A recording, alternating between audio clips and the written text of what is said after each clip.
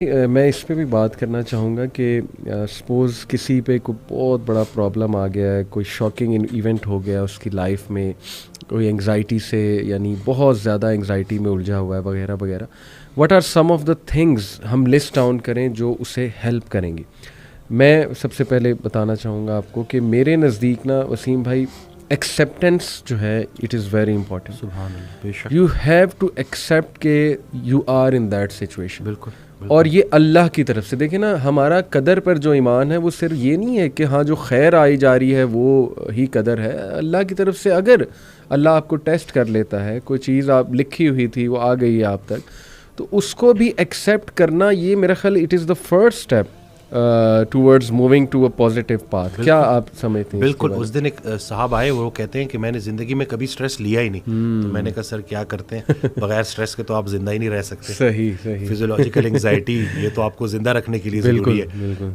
Anxiety और stress सिर्फ उस बंदे को नहीं हो सकता जो कब्र में दफन है, जो बिल्कुल, बाकी जो जिंदा है ना। तो मैंने कहा इसको एक्सेप्ट करें। ये आपका बड़ा खतरनाक जुमला था जिसकी वजह से आपका चेहरा कोई और कहानी बता रहा है। आपकी जुबान जो है वो एक्सेप्टेंस में है ही नहीं, वो एक्सेप्ट कर ही नहीं रही। तो सबसे पहला काम कि जी बिल्कुल मैं बीमार हूँ, लेकिन बीमारी की शिफा मौजूद है। क्या बात है, आपने एक्सेप्ट करना है। हम जो है ना वो डिनाइल में रहते हैं सही सही कि नहीं मुझे किसी हेल्प की ज़रूरत ही नहीं बिल्कुल है। सही, ऐसा बिल्कुल भी नहीं है। बीमारियां आती हैं, जिस तरह सेहत अल्लाह का बहुत बड़ा इनाम है, वैसे ही बीमारी भी अल्लाह का बहुत बड़ा इनाम सही है। बात, सही बीमारी से पहले ज़िंदगी अपनी लगती है, बीमारी में अल्लाह की लगनी शुरू हो जाती है। अल्लाह से आप इतना स्ट्रॉन्ग जो है वो आपका वो ताल्लुक बन जाता है। बल्कि वो रसूलुल्लाह सल्लल्लाहु अलैहि वसल्लम की हदीस है जिसका मफहूम है कि जब तक इंसान बीमारी के काबू में रहता है उसके हर लम्हे पे नेकी लिखी जा रही होती है अल्लाह ताला। तो ये अगर हम जो है उस बीमारी को भी अल्लाह के रेफरेंस से देखें जी जी, तो हम उसको बिल्कुल प्रॉपर तरीके से एक्सेप्ट करेंगे। सही बात। और आहिस्ता आहिस्ता इंशाल्लाह बेहतर दिन भी आएंगे इंशाल्लाह। और जिसको वसीम भाई हम अक्सर बड़ी सख्त आजमाइश समझ रहे होते हैं ना, I think that is the refinement process, not even an आजमाइश। आजमाइश तो देखे ना, अम्बिया पे कैसी कैसी आजमाइशें आई हैं। हज़रत अयूब अलैहिस्सलाम, हज़रत याकूब, हज़रत इब्राहीम, मतलब हज़रत सारा बांझ हो गई और फरिश्तों ने जब न्यूज़ दी, गुड न्यूज़, तो इवन शी कुडंट बिलीव कि ये कैसे हो सकता है। तो हम तो सोच भी नहीं सकते ना उन आजमाइशों का जो अल्लाह ने अपने प्यारों को जिस तरह से आजमाया। आई बिलीव कि वो रिफाइनमेंट प्रोसेस, अल्लाह रिफ़ाइन कर रहा है आपको। अभी रिसेंटली वसीम भाई एक मेरे पास एक सिस्टर का मैसेज आया, तो काफ़ी परेशान थी। शी सेड कि मेरे ट्विन्स बच्चे हैं, और भी हैं 2-3 और बच्चे भी हैं उनके, लेकिन दे वर द फर्स्ट बॉर्न, ये ट्विन्स जो हैं दोनों बेटे हैं। शी सेड कि उन्हें कोई न्यूरोलॉजिकल डिसऑर्डर है, उनकी ना गर्दन नहीं टिकती, और हर वक्त यानी ज़ाहिर है कि parents become dependent on such children. तो शी सेड कि उनका इम्यून सिस्टम भी बहुत वीक है, यानी उन्हें हर तीसरे दिन को बीमारी हो जाती है। तो हर वक्त ना हम खपे हुए हैं उनके साथ ही, जो ना हम जुड़े हुए।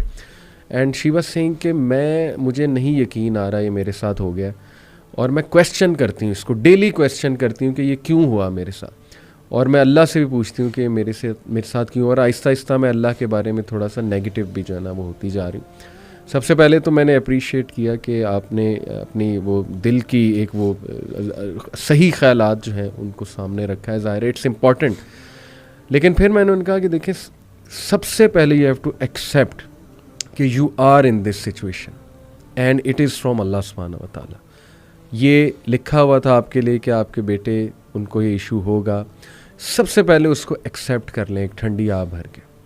उसके बाद ये सोचें कि ये अल्लाह सुब्हानहू व तआला की तरफ से ज़रूर इसमें को खैर। और फिर मैंने उन्हें कई खैरें गिनाई। एक तो ये कि देखें, मैंने कहा जो ऐसे बच्चों की कफ़ालत करते हैं जो अल्लाह की तरफ से एक आजमाइश है, तो ऐसे बच्चे तो वैसे ही पुल सिरात से उनके लिए एक जो है ना वो आप कह लें कि निजात का बाइस बने।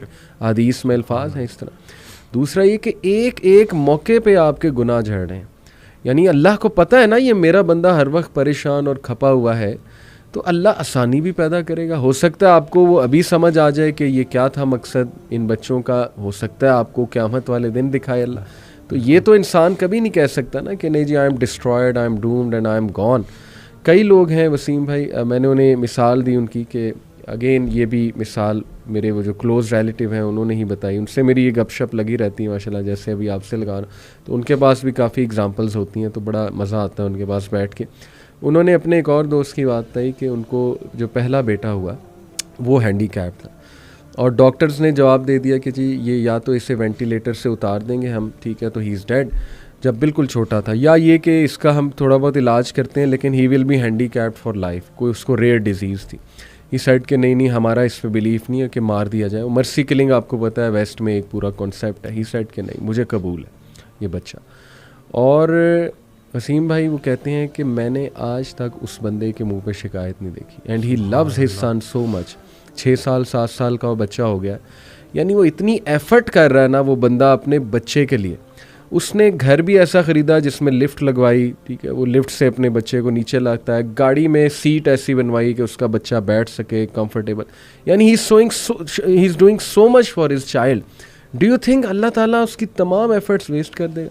अल्लाह ताला उसको जज़ा नहीं देगा। अल्लाह कहता है कि ज़र्रा बराबर भी नेकी करोगे ना मैं सामने ले आऊँगा, और ज़र्रा बराबर भी बुराई की होगी मैं उसको भी सामने ले आऊँगा। और अल्लाह कहता है कि इस मोहसिनीन को तो अल्लाह फिर ऐसे रिवॉर्ड करेगा कि आप जो है वो सोच भी नहीं सकते। तो देखें ऐसी मिसालें भी हैं वसीम भाई कि who are in that situation boldly and bravely they have accepted that situation. We have to be brave in life. कभी कभी ना एक जुमला ही वसीम भाई काफ़ी होता है किसी के लिए। मेरे एक दोस्त हैं, उनकी बेटी जो हैं इकलौती बेटी हैं, उनको खुला मतलब अभी रिसेंटली उन्होंने बड़ा उनके साथ हादसा हुआ, बहरहाल वो जो भी मामला था, लेकिन ये कि बड़े दुखी थे। तो उन्होंने मेरे से काफ़ी डिटेल में बात की।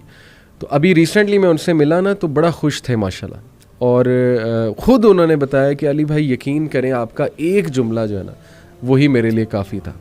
मैंने कहा अच्छा कौन सा जुमला, क्योंकि मुझे भी नहीं याद था, मैंने तो काफ़ी बातें की थी। कहते नहीं वो एक जुमला, कहते आपने सबसे पहले मुझे कहा था कि लिसन बी ब्रेव, बहादुर बने, जो हो गया है उसको फेस करें, अल्लाह ताला बेहतर करेगा। कहते बस that's it, I became brave.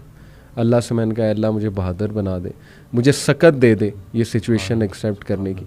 और फिर कहते हैं कि अल्लाह सुब्हान ताला ने ऐसा सुकून, ऐसा गिना और ऐसी सकत दी कि मैं भी हैरान हूँ। माशाल्लाह हम मुस्करा रहे हैं अल्हम्दुलिल्लाह। उस दिन एक खातून आई थी, उनका जिक्र अगर मैं भूल जाता तो क्योंकि मैंने उनसे अच्छा हुआ मुझे याद आ गया कि आई तो इस तरह था कि उनके वालिद की डेथ हुई, उनकी वालदा की डेथ हुई, उन्होंने अपने वालिदैन की बड़ी खिदमत की, फिर वो अकेली हो गई, मैरिड नहीं है।